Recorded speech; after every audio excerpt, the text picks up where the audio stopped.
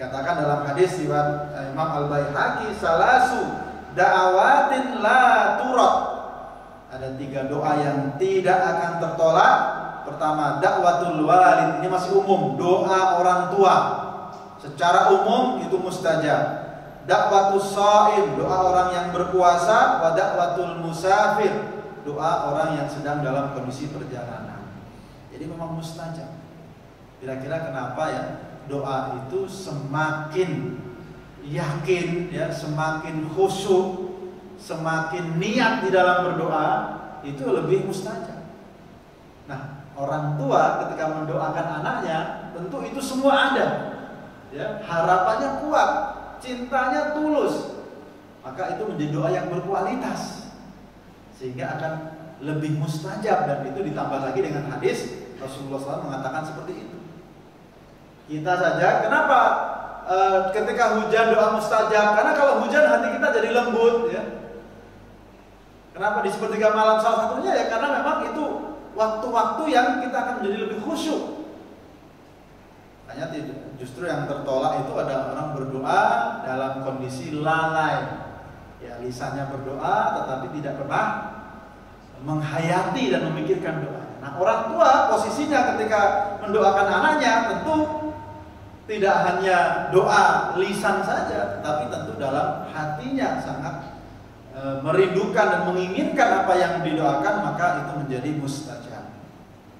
Tapi Bapak sekalian, ada juga doa orang tua yang mustajabnya bukan, yang kita perlu hati-hati ya, bukan hanya doa kebaikan, tetapi juga doa keburukan. Ini yang ada dalam hadis lain riwayat At-Tirmizi. Jadi sama, lafadznya 3 tetapi beda dalam perinciannya. Salasu da'awatin mustajabat la syakka fihinna. 3 doa yang mustajab, tidak ada keraguan di dalamnya. Da'watul madlum, ini yang berbeda ya. Kalau yang tadi da'watus shaib, kalau di sini da'watul madlum, doa orang yang terzalimi. Da'watul musafir, doa orang yang safar, sama. Wa da'watul walid ala waladihi, dan doa orang tua ala, yaitu doa buruk, mendoakan keburukan kepada anaknya, itu juga mustajab, bisa mustajab. Nah, nanti ada perincian. Jadi kalau kita doa itu, kalau dalam bahasa Arab ya, kalau li itu kepada atau bagi, da'watul walid ya, li waladi, li abnai, untuk anaknya.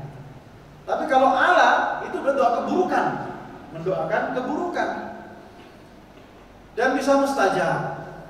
Ya, walaupun nanti ada beberapa hal yang perlu kita perhatikan dalam masalah itu. Misalnya kalau dalam sejarah kan ada doa Ibunda Juraij. Ya, dalam hadis sahih riwayat yang panjang, kisah yang panjang. Ketika itu Juraij sedang melakukan sholat sunnah. Kemudian dipanggil oleh sang ibunda.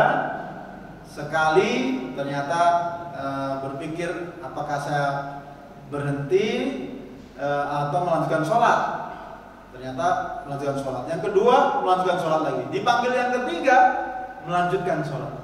3 kali dipanggil oleh ibunda tetap melanjutkan sholat. Ya.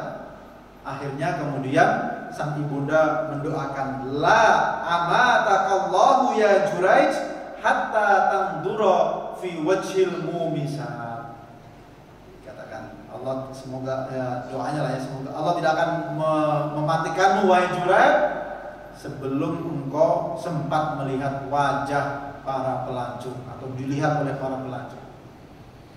Jadi doa keburukan ya, bukan kondisi marah ya, emosi mungkin karena dipanggil 3 kali enggak datang. Dan kita tahu ya ceritanya ya, bagaimana ternyata tertuduh ya, ada seorang penggembala yang tinggalnya itu di bawah, kan Juraij di atas bukit ya tempat ibadahnya, di bawahnya sedikit yang sering didatangi oleh seorang perempuan, dan perempuannya kemudian hamil, melahirkan, dan laporan ketika ditanya oleh raja siapa yang menghamili, mengatakan Juraij yang menghamili. Maka kemudian Juraij ditangkap, bahkan tempat ibadahnya dihancurkan oleh raja. Ya, diinterogasi. Nah, ketika proses ditahan itu, ditangkap, dibawa ke kerajaan, Nah, itulah kemudian dia dilihat oleh para pelacur dan dia juga sempat melihat para pelacur itu, maka akhirnya Jurat menjadi sadar dan ingat, oh ternyata doa dari ibundanya ini. Kok bisa kemudian saya melihat para pelacur ini doa ibunya ternyata mustajab. Ya, walaupun ketika itu kita tahu ya proses berikutnya sang bayi bersaksi bahwa Jurat tidak bersalah, tetapi adalah penggembala yang bersalah, yang berzina. Maka kemudian sang raja menawarkan untuk membangun kembali dengan tempat ibadah Jurat dengan lebih baik lagi, tapi Jurat menolak karena Jurat mengatakan ini sebenarnya adalah karena doa dari ibunda saya tadi. Jadi ini contoh ya, doa walaupun ini kalau dibilang keburukan ya keburukannya masih biasa Pak, dalam arti keburukannya bukan keburukan yang mencelakakan ya. Ya pokoknya engkau tidak sampai engkau dilihat para pelacur. Mungkin karena sebel dan emosinya. Nah, jadi di situ kalau kita lihat bagaimana ketika orang tua mendoakan keburukan, itu yang mustajab sebenarnya ya adalah ketika dalam para ulama setelah menganalisa ya, membahas dalam banyak kitab itu doa yang mustajab yang berlaku kalau anaknya adalah anak yang durhaka dan doanya itu benar-benar doa yang sungguh-sungguh ya, karena sangat-sangat kecewa ya dengan anaknya, sangat-sangat buruk kelakuannya, maka kemudian mendoakan dengan sadar, itu yang dikatakan mustajab. Walaupun sebenarnya itu juga tidak boleh ya, dilakukan juga tidak boleh. Tapi yang disebut mustajab itu dalam kondisi tadi, dalam kondisi apa? Anaknya memang durhaka, memang fasik, memang jahat luar biasa, dan kemudian orang tuanya mendoakan secara sadar. Nah, adapun secara umum tetap terlarang. Rasulullah SAW bersabda dalam hadis riwayat Abu Daud, la tad'u ala anfusikum wa la tad'u ala auladikum. Jangan engkau mendoakan buruk pada dirimu sendiri, jangan mendoakan buruk kepada anak-anakmu dan juga kepada pelayan-pelayanmu, kepada harta-hartamu, jangan mendoakan buruk. Karena apa? Dikhawatirkan nanti berbarengan dengan saatul ijabah, waktu-waktu dikabulkannya doa nanti bisa mustajab, justru akan berakibat penyesalan. Jadi yang disebut mustajab tadi ada syaratnya, bukan sembarangan ya. Karena apa? Kalau yang terjadi adalah sebaliknya, anaknya nggak ada masalah, anaknya sudah soleh, anaknya mengerjakan hak-haknya, kemudian orang tuanya masih mendoakan keburukan, itu tidak mustajab menurut para ulama. Itu adalah kezaliman.